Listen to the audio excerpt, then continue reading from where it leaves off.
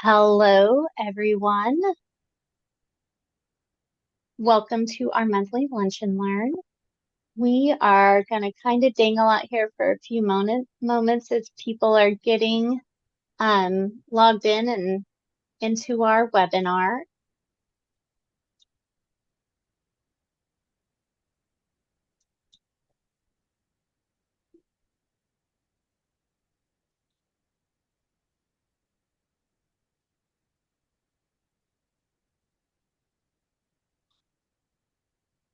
Jeremy, looks like you're good to go with your chat, so that's great. Okay, we're going to go ahead and get started again. Thanks for joining. We are back with our Indiana CTO Council Lunch and Learn. We try to host a Lunch and Learn session at the beginning of each month on Thursday at 11 o'clock Central. I think I'm the only one of the panelists in Central Time, and 12 o'clock noon Eastern Time. That's an exciting feature of Indiana. Today we're going to be talking about the magic of tech leadership and curriculum leadership collaboration, which is so important in the education environment. So we're glad you're joining in with us. Of course, we wouldn't be able to do much of our work at that council without our platinum sponsors and partners. And so we always like to give them a big shout out and thank you because much of what we do through the council is in large part by their partnership with us. I'm going to let the panel for today give their own introductions, and then we're going to throw it to Parent Square to kind of give you a little update about change and roles and a contact for you all to be able to reach out to. So Matt, I'm going to kick it to you. Great. I'm Matt Malden. I'm the Director of Technology for School City of Mishawaka. A little of my background, I spent a lot of years teaching technology and engineering and moved into kind of a technology and curriculum role in one district, and now the Technology Director in Mishawaka. All right, and I'm Jeremy Miller. I'm the Director of Technology for Middlebury Community Schools, and I am the moderator today, and I'll be watching the chat. So if you have questions, feel free to put them in there, and we'll pass them on. Hi, everyone. Thank you for joining today. I'm Brenny Coomer. I'm the Assistant Director of EdTech in Bartholomew Consolidated School Corporation in Columbus, Indiana. And my background before being in tech was I was a middle school and high school social studies teacher. I'm Nick Williams, the Director of Technology Innovation for BCSE, work very closely with Brenny. I have a background in teaching. I was a science teacher for many years. Good afternoon, everyone. I'm Jonathan Winslow. I'm Director of Elementary at MSD of Steuben County in Angola, Indiana. My background is I've been in special ed, general ed, and then also a coach and assistant principal. Hi, everyone. Chantel Manahan here. I'm the Director of Technology at MSD of Steuben County Schools in Angola, Indiana. I work with Jonathan. And my background is also in teaching. I was a high school French and English teacher for almost 10 years before moving directly to the CTO role. Fantastic. Okay, so we always have to give a shout out to our big events. The Indiana CTO Council hosts a clinic in the spring, and this year the theme is EdTech Leadership Amplified. We hope that you have your calendar marked to save the date. We're going to be pushing out more and more information about what is to come with that. We have some great speakers lined up, and we are super excited for what's to come with that event. I'm going to throw it to Austin now from Parent Square, and he's got some information to share with you. Thanks, Cassie. Hi, everyone. Really excited to be here. I want to first say thank you to the Indiana CTO Council, both for your longstanding partnership with Parent Square, but also for this opportunity to speak. My name is Austin Harfst. I am your new Indiana State partner. If you've worked with Amy Serrano or Stacy White in the past, just know they're still with Parent Square. We just had some territory realignment due to growth we've seen here at Parent Square. So I've been with Parent Square for about 3 years, working with districts both in Indiana and many other states. Next slide, please. I imagine, many of you are familiar with us. We're fortunate to partner with many districts in Indiana, serving over 60% of the Indiana student population. But for those who aren't aware, Parent Square is an all-in-one platform. It helps districts reach everyone in their school community, so streamlined communication, paperless workflows, beautiful websites as well. Parent Square really simplifies and strengthens engagement at every level. Next slide, please. We're continually enhancing the platform. Many of our recent additions are taken from the feedback we hear from districts and schools. So a great example of that is Parent Square Pay, which further streamlines tools by allowing parents to pay fees and invoices right in the communication platform they're already using. We also recently released Attendance Plus. That's a proactive tier-based chronic absenteeism solution built right into Parent Square. And then, of course, we have Smart Sites, our easy-to-use website platform, helping districts align with accessibility requirements and simplify website management. As many of you know, we have partnerships. We have a partnership with the Indiana ESCs to provide discounted pricing on our communication platform. Well, I'm really excited to announce that we're expanding that partnership, and the discounted pricing will now include Smart Sites as well. Next slide, please. Now, whether you're already using Parent Square or not, I'd love to connect, learn about what's working for your schools, quick introduction, or even discuss, how Parent Square could help with your goals. So this QR code will go right to my calendar link. Please don't hesitate to reach out, book time with me for any reason. Again, thank you for this opportunity to speak and for the Indiana CTO Council's continued partnership. Thank you. It's perfect timing, really, to have you hop on since you've made that change in position. The council actually, our website is a Parent Square website, and it is our communication platform now. So check it out if you're not a Parent Square user. You can see an example of our site whenever you're on it. So thanks so much, Austin. I know you have to cut out, but we're glad you're able to join us. Super great to meet you all. Thank you, Cassie. Okay, so moving on to our topic and theme for this Lunch and Learn session. We're going to kind of just really allow some of our directors and curriculum support people to share their experiences with these prompts to kind of guide our conversation. So I'm going to start out with this first question. How do you ensure that your instructional technology decisions align with the school's academic vision and curriculum goals? So what does that look like in your district?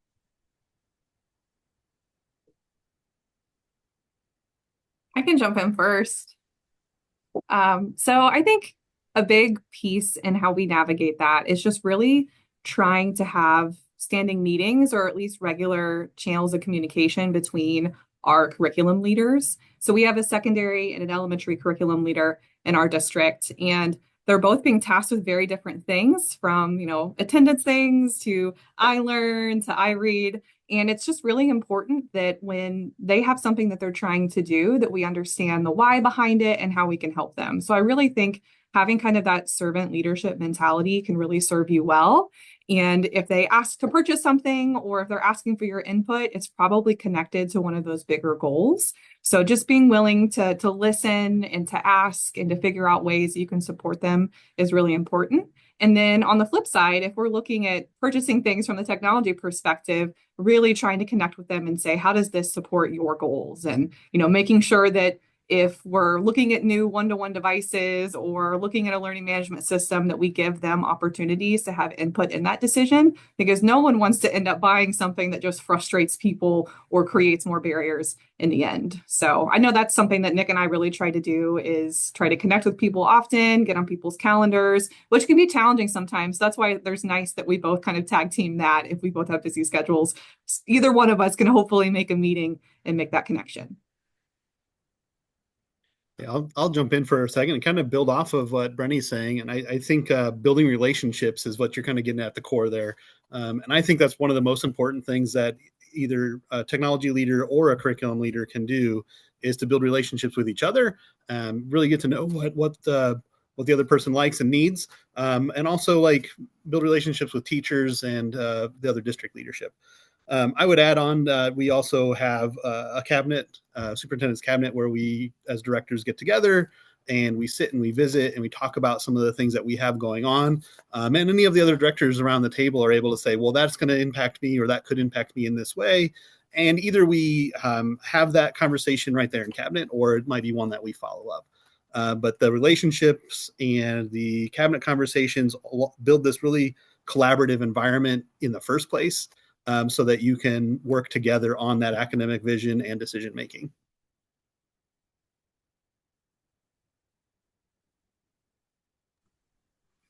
And I'll jump in and say, we also have, standing meetings here as a whole leadership team.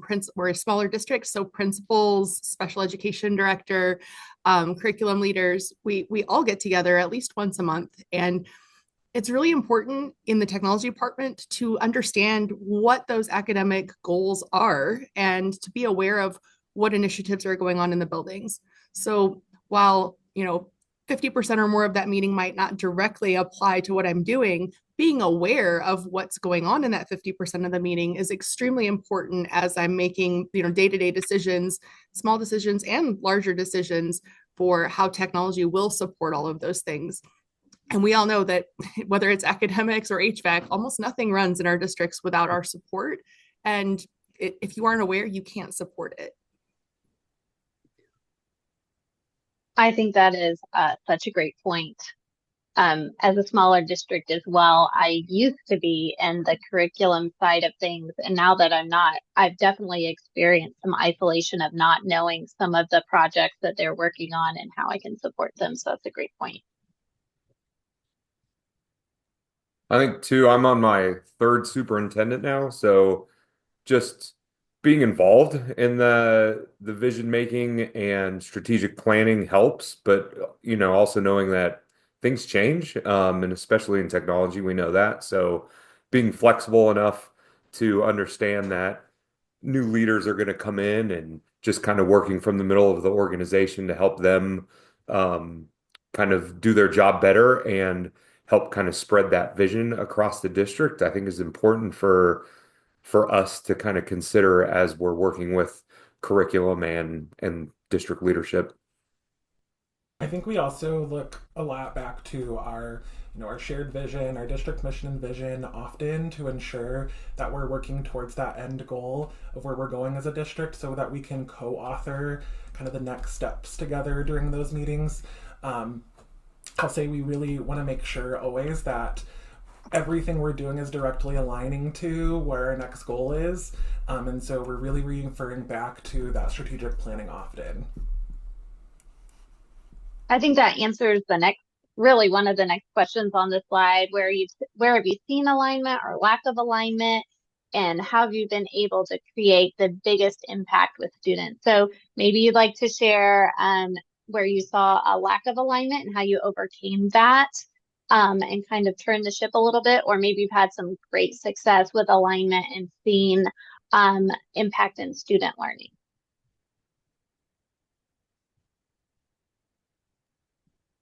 I can share one. It's pretty specific. So during a period of a lot of change, which happened during the pandemic, there were plans needing to be put in place, especially in the spring of 2020. So we have superintendents, curriculum directors, us trying to figure out like what we can support.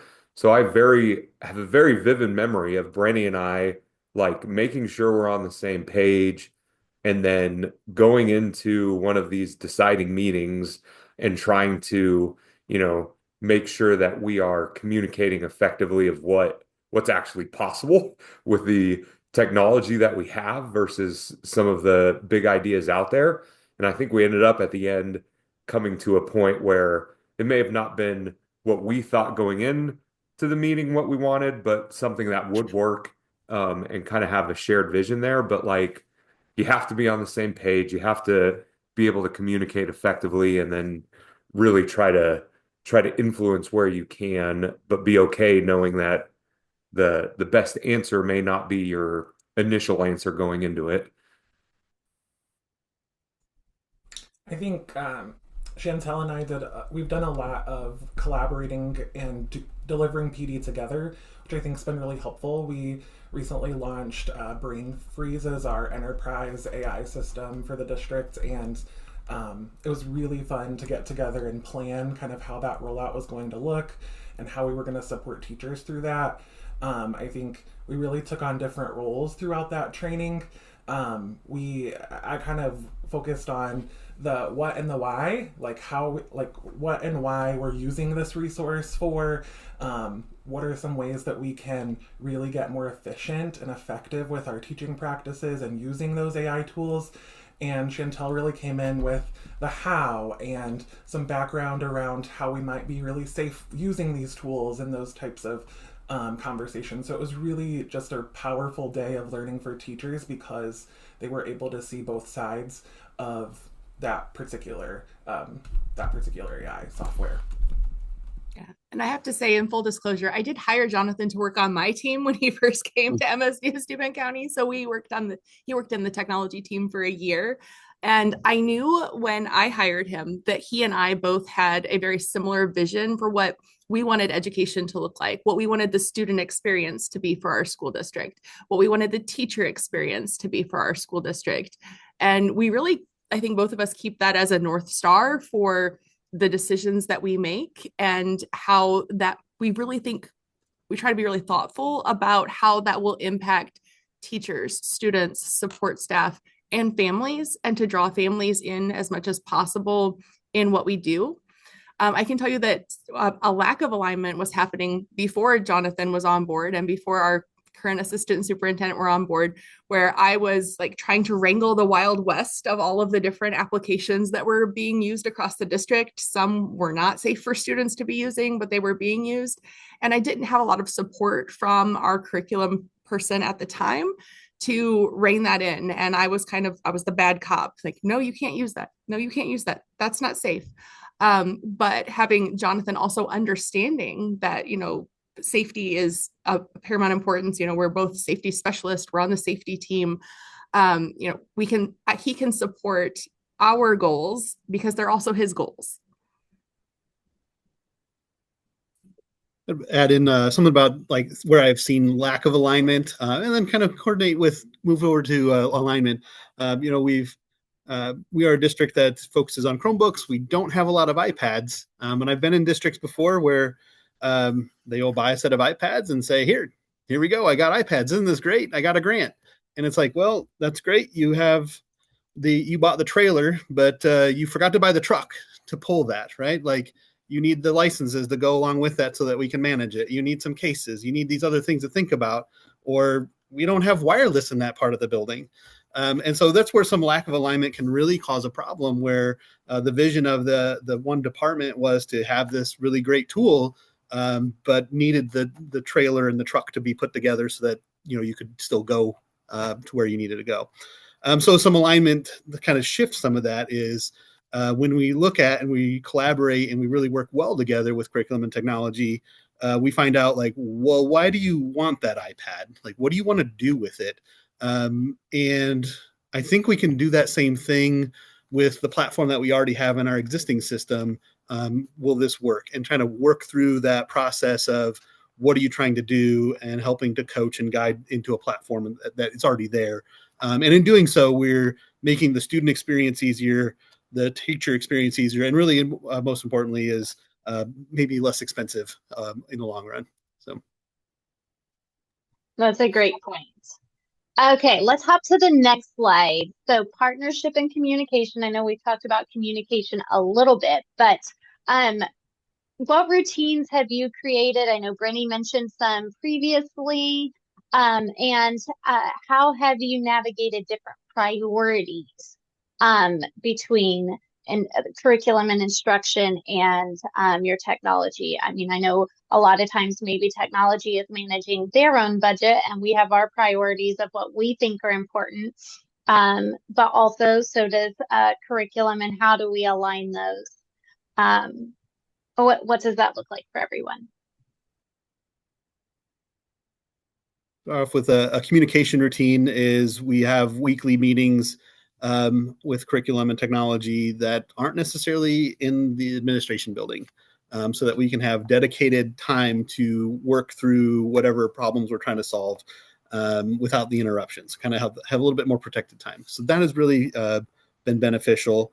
Also to maintain like the long-term relationships, like we have birthday celebrations where we will have 3 or 4 directors get together and we'll kind of rotate who's buying whose lunch for birthday celebrations, just to kind of keep that friendship going. And after school board meetings, visiting and decompressing a little bit. So I think all of those things put together really help to build the communication and the trust. And I think that's another key component of a good relationship between curriculum and technology, is that I trust that they are doing the best that they can with their expertise to make decisions in curriculum. And in turn, they can also trust that I'm doing the best I can making the decisions in technology. And we all want to have a common goal of supporting our teachers and staff in the least frustrating manner as possible. But all of these things put together help to build that trust so that you can be reactive in a positive way together. I'll build on that and say that, when Jonathan and I meet, which is not as often as we probably both would like, but when we do meet, the rest of the team, most of the rest of the team is right next door. And they always say afterward, you guys laugh so much. You have the best time when you all meet up. So I think you need to do more of that. And I think another like hallmark of when we do get together is, there's always a lot going on in the district, and we kind of can be each other's safe space to be able to say the things that you can't say out loud most of the rest of the time, because you are aligned in your goals and you are aligned in your vision. So sometimes you need to like let out those things that aren't serving you in a space that you can laugh about with someone that is safe to do that with. Mm-hmm. I would add on too, and I love all of the ideas that have been shared. And I think the trust piece is really important, and kind of another way that we've tried to build trust and to make sure that we're all working towards the same goal and supporting each other is also working with principals often too. So we attend principals meetings and try to take notes, and I might not be an expert in all of the things I read, but if I hear that they're talking about a new way of collecting data, my ears kind of perk up and think, oh, that's a way where we could help, or how can we make this easier for them? And then consequently, I also attend a lot of meetings and work really closely with some of our instructional coaches at the different levels. And they're really helpful for eyes and ears in the building and what the pulse is for teachers and what principals are putting as priorities. So that's always a really good way to get some information. I have a group of instructional tech kind of leaders. I have representatives from every school that I meet with every 9 weeks, but they're my people who give me information on this is working really well, this tool's kind of a pain point, or we need more professional development on this. And they're also people that I send little nice thank you cards to, and like I get a list of their favorite snacks and send those. And that's just another way to build that trust across the district, is by working with identifying some of your people who are working closely to help make the goals happen and having that trusted safe space with them too. I think Cassie too, and piggybacking on really everybody here, but an example for us right now is AI. So it's not that we have a difference in priorities there. It's just we have more of the expertise to dive into it right now. But our curriculum offices trust us that we're going to do that. And they want to learn more about it, but just, they're focusing on very different things, and we are able to do deep dives in that.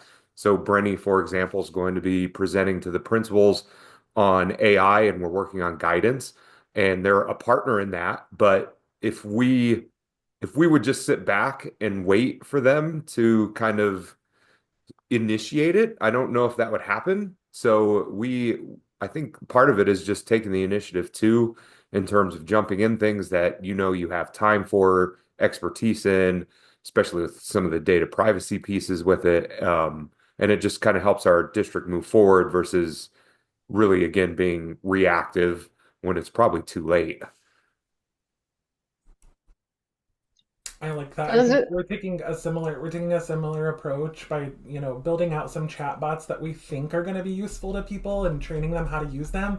And then it's so fun just to hear the ideas that come of like, well, what if you made a bot that did this? Or what if you had a bot that did this? And it's like, yeah, I didn't think about that. So it's really great to just give them a few little tidbits and then their minds take it to lots of different places. And that's exciting.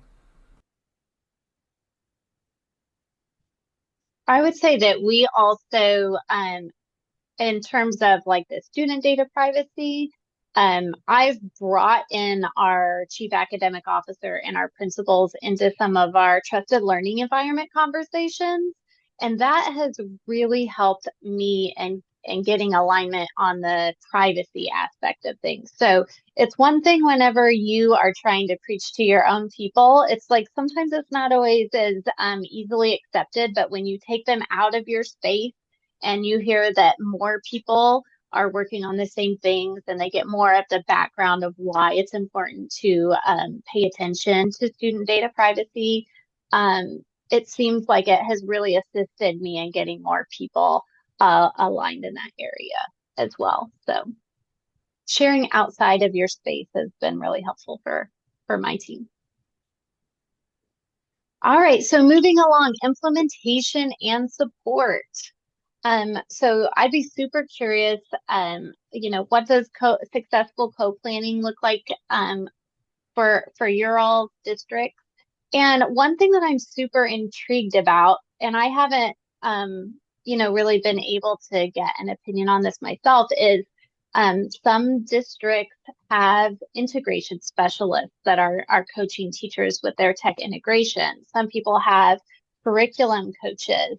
And some people have, one role that is both of those things. And so how are you navigating that? Because we want our technology integration to be embedded and a support to our curriculum and our instruction, but sometimes those two areas are very siloed. And so how have you navigated keeping that from being siloed? I'd love to know if you have people in both of those positions, or is it one position that is kind of fitting both of those roles? So please share where you are in that journey. I'll jump on that one first. We have instructional coaches in buildings, as well as a team of teachers that we call our partners in tech.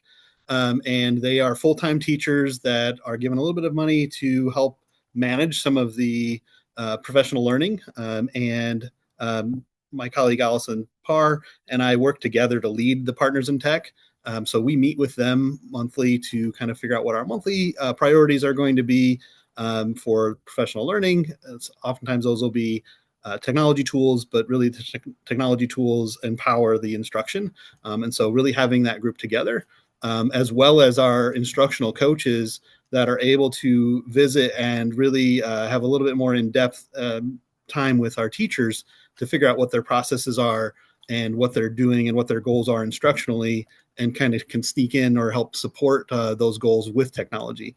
So between those two groups, like they really help put all the stuff and all of our vision into practice. And without them, it would be very difficult to have the impact on instruction with just like the two of us trying to do professional learning.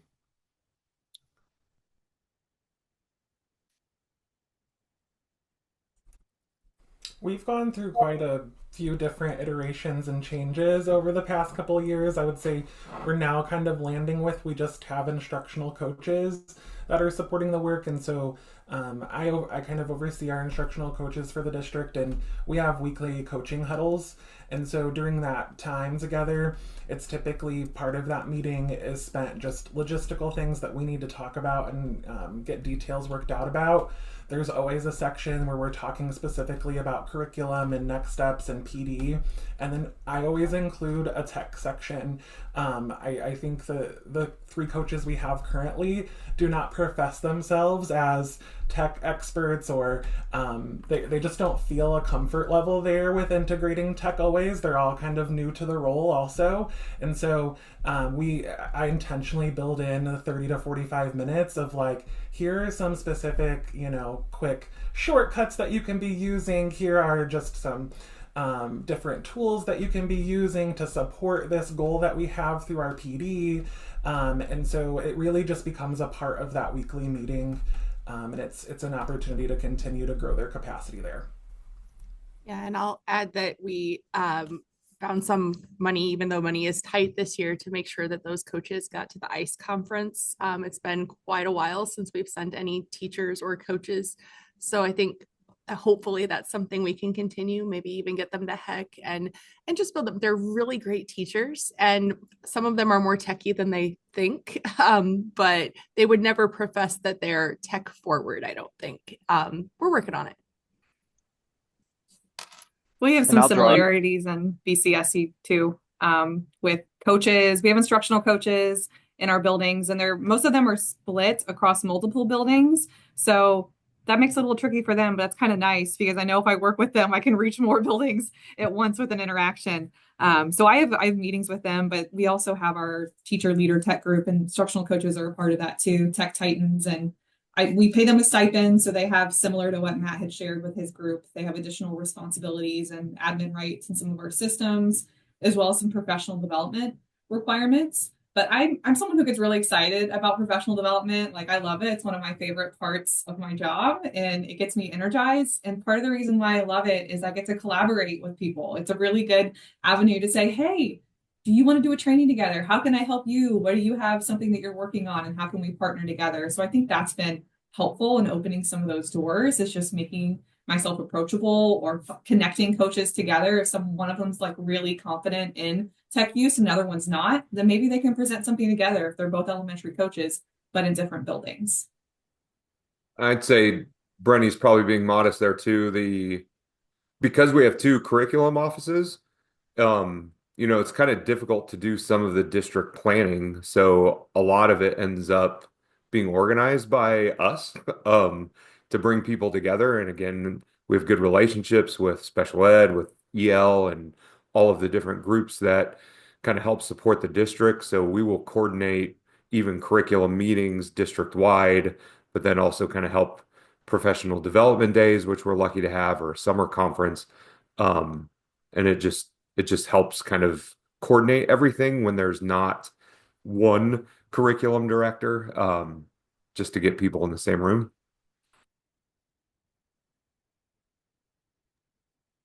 I'm going to draw attention to the chat just for a moment. Seth Hamilton at Mount Vernon talked about they have a tech integration specialist, teachers in each building, and they get a stipend. And Cassie had a question, and I'd be curious from this group to hear thoughts. The people that you have, Matt, you mentioned your friends in tech. Do they do that during their planning time like they do in Mount Vernon? Or is that something that they're paid, they give a separate time during the day outside of their normal planning time? Or is it just they have to figure it out after school hours? Yeah, so we provide them a stipend to do that either during their planning time or after school. They get the flexibility to manage that. We do meet with them all after school hours. And then when they provide PD to teachers or support teachers, that could be kind of ad hoc, but also we're having them give monthly presentations during staff meetings. So they're given like 5 or 10 minutes to talk about what technology we kind of want to provide them with, and they will collaborate to develop the presentation and then share it amongst themselves. So there's a little bit of divide and conquer in terms of creation of content, and then, like I said, presenting at the staff meetings, and then one-on-one follow-up or coaching conversations after, but not carved out time or an extra plan time. Do anyone who has someone in these type of stipend roles, do you ever provide a substitute teacher for them to go in and model in the classroom tools or strategies or anything of that nature? Or have you considered that? Yes and no. I think it kind of depends on the building. A lot of the time, the stipend that we pay is for non-contract time, but we do have one of our high schools that was very early adopters of all things technology. And one of the former assistant principals at that school created a committee at that school all about technology integration. So that's kind of been something that's been there for years and years and years, even before my position was created and Nick in the position before me, where they have regular meetings as a part of that school. And as a result, it's continued. And they've actually balanced some of those teachers' schedules to where they have like basically a resource period and a prep stacked on the same day, because we have block schedules in that building to where teachers can go and connect with them. That's where they can, go and do trainings for teachers. And it's been kind of nice, especially in those buildings, that there's set times where they know there can be more intentional use, as well as just a free period for teachers to go and get help. That's a great example of, partnership in as far as planning the teacher's actual schedule to align with some of those needs. That's definitely someone that is in that school being visionary for that support. So that's a great example. Okay, so data, evaluation and improvement. So what does this look like? How are you all partnering with data usage? I know Chantel's probably going to have some information to share on this question, but what does this look like? How are you supporting people in curriculum as far as looking at data? Is that part of your role? Is it not? Are you assisting in helping review data for school improvement plans, helping create data-driven decisions? So what does that look like for everyone? So we provide the platform EduClimber for the principals and other school leaders to kind of look at and analyze student data. I think some of that would also be like, here's the technology tools that we plan and that the teachers are using, and then we look at the effectiveness through that other tool. So in terms of like partnering, like we provide the tool and make sure that all the information is syncing between our SIS and this third-party tool. And also we will build out from time to time some Looker Studio tables and visualizations for them to be able to help understand kind of any other data that we can that would not necessarily go into another platform. For people who don't know, Matt Modlin is a Looker Studio rock star. And so if you're wanting to put together some visualizations, he's the guy to connect with for that. I push enough buttons in it to get proficient. But I am happy to help however I can. We you mentioned at the kind of prior to starting the conversation that we were having e-learning days. So we have pushed out a survey through the curriculum department on surveying teachers and surveying parents, and then we will collect that together in one of those Looker Studios. And tomorrow we have a leadership academy, and a member of the curriculum department is not able to be there, so I'm actually stepping in and helping to lead that reflection on the effectiveness of the past couple of e-learning days. So we partner together. You lean on somebody to take over and do something, and the other person can step in, and having that trusted relationship really allows for that. Yeah, so here we use ClassLinks Analytics Plus, which tells us which tools are being used most frequently by which grade levels, which classrooms, which buildings. Also this year, we use Securely for our content filtering, and they have a product that comes with a package that we have called Reveal. Used to be, I don't know which one of the various, it used to be Dino, that's what the one it used to be. But so we have that data as well, and we try to reconcile that data quarterly and make sure that we're seeing usage that's expected, that the core curriculum platforms should be those top hits, of course, and that we're delivering core curriculum. We also try to check all of those supplementary, secondary, tier 2 content. Number one, are they vetted? We have teachers using things that aren't in our trusted apps management suite. We use that from One Ed Tech to have a catalog of all of the tools that are approved for use, and also the tools that are not approved for use. So it's really clear to teachers, should be really clear to teachers what is allowed and what is not. It has a request workflow within that platform, so teachers can request another tool be evaluated. But we did sit down last year and decided, how many of those secondary tools are we going to allow if they all do the same thing, right? It's not fair to teachers or students to say it's a free for all, or here are 10 tools that all do the same thing. We have teachers and students who transfer from building to building, different grade levels. So we tried to establish like, here are 3 really approved secondary curriculum tools or supplementary curriculum tools for this purpose. We actually just had a conversation, was that Tuesday, Jonathan, I think, where we were talking about some supplemental math tools. And I was like, well, there is a little bit of usage of this. This partner wants to do this. Jonathan was like, well, I think we want to steer them away from that because number one, the effectiveness of that tool maybe isn't where we want it to be.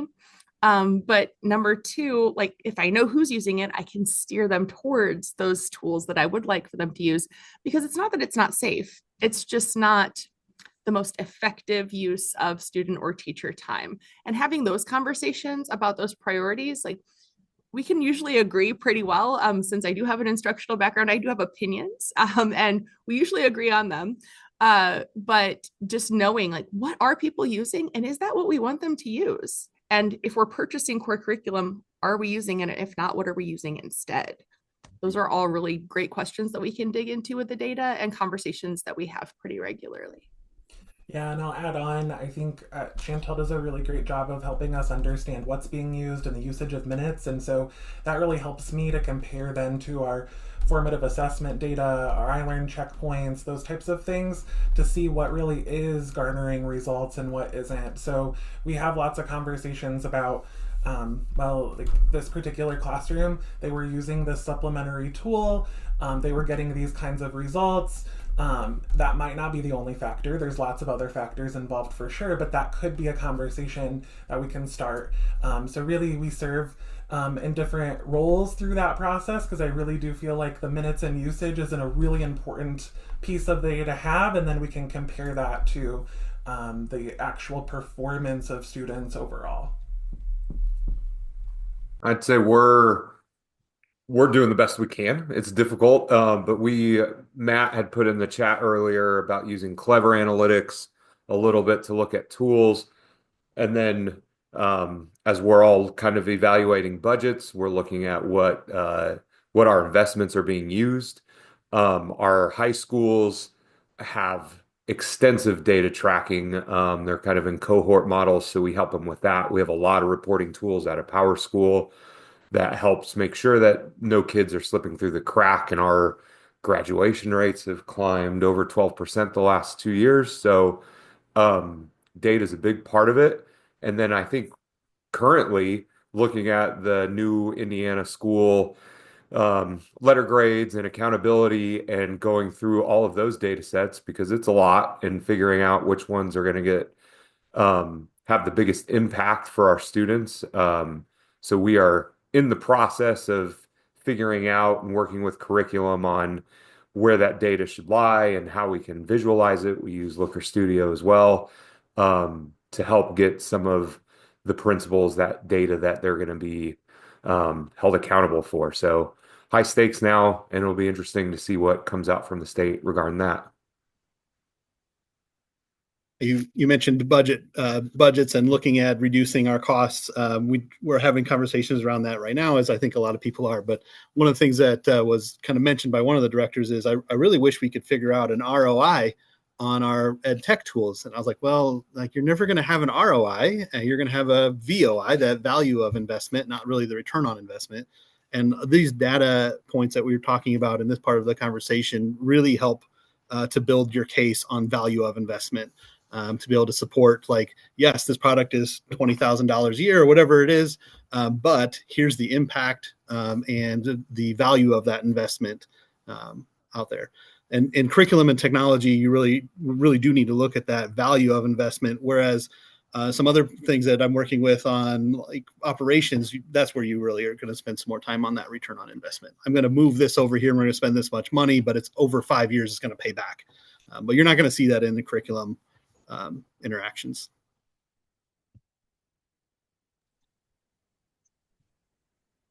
Those are great points. I know we're looking at just even an AI tool that we were exploring with our high school and comparing the usage of that and the usability of it between staff and students compared to other platforms and looking at pricing and things like that. And definitely there are conversations to be had as far as where the value lies and what decisions we're going to make in the future. So big deal right there.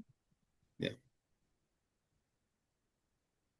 Okay, let's see what else we've got here. Oh, that's it. That one isn't that part of our conversation. So I think that was our last question for this chat. Do you all have any last minute thoughts or ideas as we've had this conversation? I actually made notes myself for things that you all shared that I definitely want to engage in. I made notes about having grade level meetings with staff. I feel like since I've not been in curriculum and instruction, there has been kind of a broken loop of communication between myself and teachers and what they're experiencing with their technology in the classroom. So that was one of my big takeaways. I'm going to set up some grade level meetings with staff to just do a check-in as far as the tools that I'm responsible for providing them and what support they might need. And also utilizing more of the clever analytics. I know Matt said he's using those, and I probably need to dive into those more deeply and see what that looks like for us. So I don't know if you guys had any takeaways that other people shared that you're interested in taking back.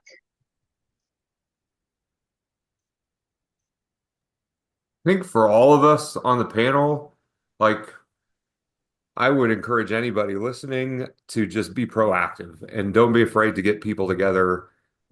As a technology leader in a district, you're going to see a lot and hear a lot and know a lot.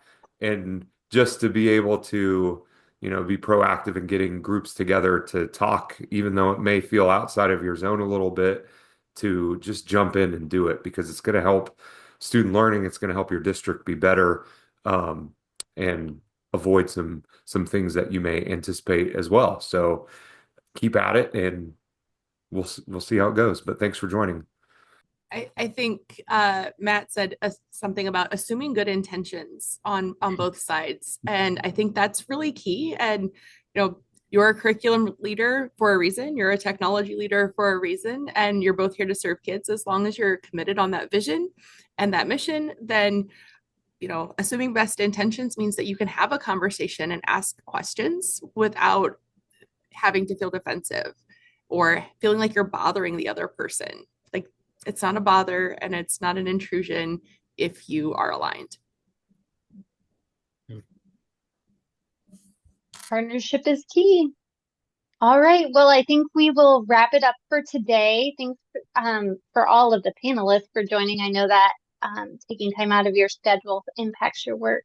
So I appreciate you giving that time up today to join us. And for everybody that joined in, always feel free to check out our website, stay up to date with our LinkedIn page. I know we post things there as well. And you can always reach out to any of the Indiana CTO Council board members with questions, ideas, or thoughts.